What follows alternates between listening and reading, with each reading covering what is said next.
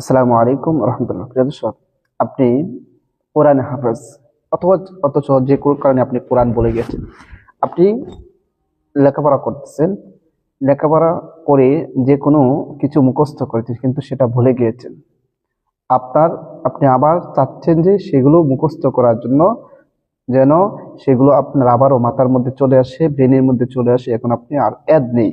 আপনার যদি কোনো মুখস্থ করা জিনিস যদি ভুলে যান, তাহলে আজকে যে আমলটি বলবো সেই আমলটি করার মাধ্যমে আপনার ভুলে যাওয়া জিনিস অতি দ্রুত আবারও মুখস্থ করে নিতে পারবেন। প্রিয় দর্শক, সেটা হচ্ছে মহান আল্লাহ পাক রব্বুল আলামিনের একটি সিফতি নামের আমল, তথা ইয়া মুঈদু। ইয়া মুঈদুর মাধ্যমে আপনি আমলটি করবেন। কিভাবে আমলটি করবেন সবই আলোচনা এই ভিডিওর মাঝে থাকছে। তবে ভিডিওটি সম্পূর্ণ শিখে রাখার জন্য, জানার জন্য ভিডিওটা শেষ পর্যন্ত দেখতে হবে।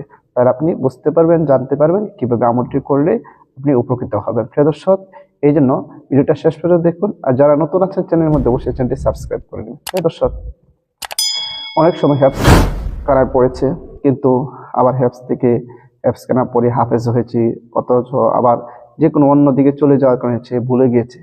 আবার তার বুঝ হয়েছে, সে চাইতেছে আবার হ্যাপসটা পড়তে, কিন্তু তার মুখস্থে নেই। অথবা আপনি একটি কোনো গুরুত্বপূর্ণ বিষয়, বই পুস্তক মুখস্থ করেছেন, আপনার স্মরণ নেই। আপনি চাচ্ছেন আবারও সেটা মুখস্থ করতেন। অনেক হাদিস মুখস্থ করেছেন, আপনার স্মরণ নেই। এই আবার যদি সেগুলো মুখস্থ করতে চান, তাহলে এই আমলটি করবেন ইনশাআল্লাহ। প্রিয় দর্শক, এই আমলটি যদি করতে পারেন ফলাফল অতি দ্রুতই পাবেন। কিভাবে আমলটি করবেন? আপনি প্রতিদিন ইশারের নামাজের পরে, প্রতিদিন ইশারের নামাজ আদায় করার পরে আপনি পবিত্র অবস্থায় জায় নামাজের মধ্যে বসে যাবেন। জায় নামাজের মধ্যে বসে গিয়ে আল্লাহর পর পূর্ণ আস্থা রেখে আমলটি করবেন। সর্বপ্রথম 3 বার ইস্তিগফার পাঠ করে নেবেন। আস্তাগফিরুল্লাহ রাব্বি মিন কুল্লি যামবি ওয়া আতুবু ইলাইহি লা হাওলা ওয়া লা কুওয়াতা ইল্লা বিল্লাহি আলিয়্যিল আযীম।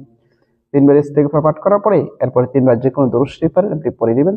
আমি দরুদ ইব্রাহিম পড়তেছি। আল্লাহুম্মা সাল্লি আলা মুহাম্মাদি ওয়া আলা আলি মুহাম্মাদ কামা সাল্লাইতা আলা ইব্রাহিম ওয়া আলা আলি ইব্রাহিম ইন্নাকা হামিদুম মাজিদ।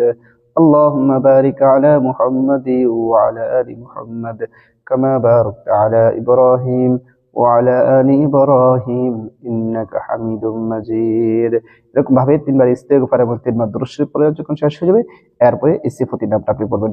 ইয়া মুঈদু ইয়া মুঈদু ইয়া মুঈদু ইয়া মুঈদু ইয়া মুঈদু ইয়া মুঈদু ইয়া মুঈদু ইয়া মুঈদু। গুনে গুনে আপনি 70 বার পড়বেন। 70 বার পড়া যখন শেষ হয়ে যাবে, আবারও শেষে যে কোনো দরুদ শরীফ পড়েন 3 বার পড়ে নেবেন। সাল্লাল্লাহু আলাইহি ওয়াসাল্লাম, সাল্লাল্লাহু আলাইহি ওয়াসাল্লাম, সাল্লাল্লাহু আলাইহি ওয়াসাল্লাম। প্রতিদিন ইশারের নামাজের পরে এই আমলটি করবেন এবং আপনি মুখস্থ করা জিনিস যেগুলো ভুলে গিয়েছেন সেগুলো আপনি পড়তে থাকবেন। ইনশাআল্লাহ আল্লাহ তাআলা সেগুলো আবারও আপনার ব্রেনের মধ্যে বসিয়ে দিবে। অতি দ্রুত আবারও সেগুলো মুখস্থ করতে পারবেন ইনশাআল্লাহ। আল্লাহর পর পূর্ণ আস্থা রেখে আমলটি করবেন। আর ভিডিওটা বেশি করে শেয়ার করে দেবেন, যেন যারা ভুলে গিয়েছে তারা যেন আবারও সেগুলো মুখস্থ করতে পারে। সবাইকে অসংখ্য ধন্যবাদ। আসসালামু আলাইকুম ওয়া রাহমাতুল্লাহ।